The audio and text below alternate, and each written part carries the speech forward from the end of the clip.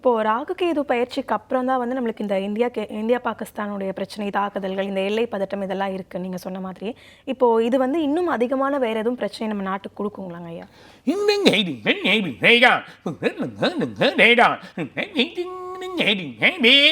ரெண்டு பொருளாதாரம், இந்த பொருளாதார வீழ்ச்சி பெருசாக இருக்குது. அது இல்லாமல் எக்கனாமிக் ரொம்ப குறைஞ்சிரும். அது இல்லாமல் ஷேர் மார்க்கெட், பர்டிகுலர் இந்த ஷேர் மார்க்கெட்டை வந்து டவுன் பண்ண போகிறான்.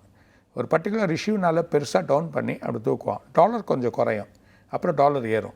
டாலர் குறையத்துக்கான தன்மை ராகு தான். ஸோ டாலரை குறைச்சிடுவான், மதிப்பு குறைப்பான்.